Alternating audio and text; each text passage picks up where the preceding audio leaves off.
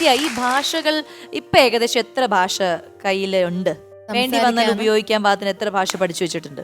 Malayalam, Tamil, Hindi, English, Telugu എനിക്ക് മനസ്സിലാവും, പക്ഷെ തിരിച്ചു പറയാൻ കുറച്ച് ബുദ്ധിമുട്ട്. എനിക്ക് മനസ്സിലാവും അവർ പറയുന്നൊക്കെ. അതേപോലെ പഞ്ചാബി അവര് പറയുന്നൊക്കെ എനിക്ക് മനസ്സിലാവും, പക്ഷെ തിരിച്ചു പറയാൻ പറ്റില്ല. ഇല്ല. പിന്നെ വേറെ ഒരെണ്ണം അന്ന് പറഞ്ഞത് ജമ്മുല സെയിം ഭാഷ പഞ്ചാബി പറഞ്ഞ മനസ്സിലാവും, പക്ഷെ തിരിച്ചു പറയാനായിട്ട് അറിയില്ല. അപ്പൊ ഇത്ര ഭാഷകളാണ് കയ്യിലുള്ളത്. ഇതൊന്നും കൂടാണ്ട് പറക്കും തളികയിൽ ഒരു ഭാഷ പഠിച്ചതാണോ, പഠിപ്പിച്ചതാണോ, സ്വന്തമായിട്ട് ഉണ്ടാക്കിയതാണോ? സ്വന്തം. അതിൽ ജോണി ചേട്ടനായിരുന്നു അസോസിയേറ്റ്. ഇന്നിപ്പോ ജോണി ചേട്ടൻ ഡയറക്ടറായി, ആക്ടറാണ്. അന്ന് അതൊക്കെ ചെയ്യുമ്പോൾ ഡയറക്ടറാണ്, അതിനുശേഷം ഇപ്പൊ ആക്ടറായി. അന്ന് അസോസിയേറ്റ് ആയിരുന്നു. അപ്പൊ ഞാനും ആളും കൂടെ ആയിരുന്നു. ആള് എഴുതി തരുന്നതൊന്നും ചിലത് എനിക്ക് പറയാൻ പറ്റുന്നില്ല. അപ്പൊ ഞാൻ ചോദിച്ചു, ഞാൻ പറയട്ടെ, എന്നിട്ട് നമുക്ക് അങ്ങനെ എഴുതിയിട്ട് പറഞ്ഞോട്ടെ. അപ്പൊ ആള് പറഞ്ഞു ആയിക്കോട്ടെ. അങ്ങനെയാണ് കുർസി കുർസി ഇതൊക്കെ പറഞ്ഞു. അതൊക്കെ ജോണി ചേട്ടനാ. അതിലേതെങ്കിലും അങ്ങനത്തെ ഒരു ഡയലോഗ് ഓർമ്മയുണ്ടോ?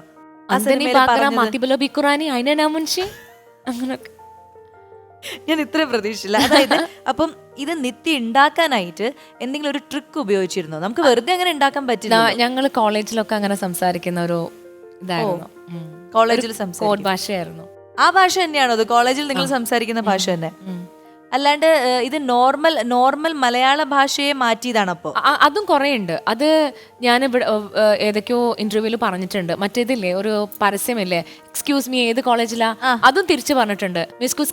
മിസ്കുസ് എ ലാജിലേക്കോ ലോജിലേക്കോ നോഞ്ഞ മീമ മീമ, അതൊക്കെ പറഞ്ഞിട്ടുണ്ട് അതിൽ. അതൊക്കെ ആ സിനിമയിൽ പറഞ്ഞിട്ടുണ്ട്. ഈ ഉങ്കടായി പേട ആസന അതോ? അതൊക്കെ ജോണിച്ചേട്ടെ, അതൊക്കെ ജോണിച്ചേട്ടാണ്. അപ്പൊ ഇത് ഈ ഒരു ഭാഷയിൽ അങ്ങോട്ടും ഇങ്ങോട്ടും സംസാരിക്കുമ്പോൾ ലൊക്കേഷനിൽ ഉണ്ടായ എന്തെങ്കിലും ഒരു ഫൺ മൊമെന്റ് ഇപ്പൊ ഓർക്കാൻ? ദിലീപേട്ടനൊക്കെ ചിരി വരുമായിരുന്നു. ഇങ്ങനെ ഇതൊക്കെ പറയുന്ന സമയത്ത് ആൾക്ക് ശരിക്കും ചിരി വരുമായിരുന്നു. അതെ. ഈ ഗർഭ ഇഡ്ലി ഗർഭ ദോശ ഗർഭ, ആരാണ് ഈ ഗർഭത്തിന്റെ ഉത്തരവാദി? അതെന്റെ ഹസ്ബൻഡ് അല്ലേ. ആ ഗർഭല്ലേ? ഏത് ഗർഭാണ്? ആ ഗർഭല്ലേ? ഇഡ്ലി ദോശ ഗർഭ.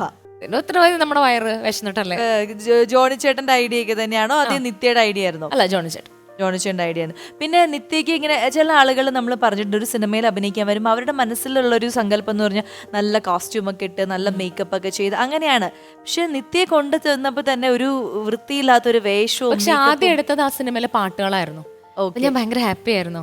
മറ്റേ അതൊരു കാശ്മീരി പോലത്തെ ഒരു സ്റ്റൈലായിരുന്നു, രാജസ്ഥാനി സ്റ്റൈലിലായിരുന്നു. ആ പാട്ടുകളൊക്കെയാണ് ആദ്യം എടുത്തത്. അതിനുശേഷം ഈ മേക്കപ്പ് ഇങ്ങനെ കറപ്പിച്ചപ്പൊക്കെ അതൊന്നും എനിക്ക് ആദ്യം അറിയില്ലായിരുന്നല്ലോ. ഫസ്റ്റ് ഇതെടുത്ത ഞാൻ ഭയങ്കര ഹാപ്പി ആയിരുന്നു. അങ്ങനെ വാഗമണ്ണ് തിരിച്ച് കൊച്ചിയിലാണ് പിന്നെ ഷൂട്ട് ചെയ്യുന്നത്. പിന്നെ ഇങ്ങനെയാണ് കോലം. ഭയങ്കര വിഷമായിരുന്നു. ഇങ്ങനെ ആരും കാണാതെ ഇങ്ങനെ ഞാൻ കളറൊക്കെ ഉണ്ടോന്നൊക്കെ ഞാൻ കാണിക്കാൻ വേണ്ടി ഞാൻ ടിഷ്യൂ കൊണ്ട് തുടച്ച് മാറ്റി ലിപ്സ്റ്റിക് ഇടൽ അങ്ങനെയൊക്കെ പരിപാടികളൊക്കെ ചെയ്തിട്ടുണ്ടായിരുന്നു. കാരണം ഒരുപാട് പേര് ഇങ്ങനത്തെ അനുഭവങ്ങൾ പറഞ്ഞിട്ടുണ്ട്. അവർക്ക് എല്ലാവർക്കും ഈ ഫുൾ മേക്കപ്പ് ഡൽ ആൾക്കാർ കാണാൻ വരുമ്പോൾ അവർ ചോദിക്കില്ല ആരാ നായിക. അപ്പൊ ദിലീപേട്ടൻ വെറുതെ കുട്ടിയാണ്. അയ്യേ ശരിക്കും പറയട്ടെ, ആരാണ് നായിക എന്നൊക്കെ ചോദിക്കുമ്പോൾ എനിക്ക് ഉണ്ടാവുന്ന ഒരു വിഷമം.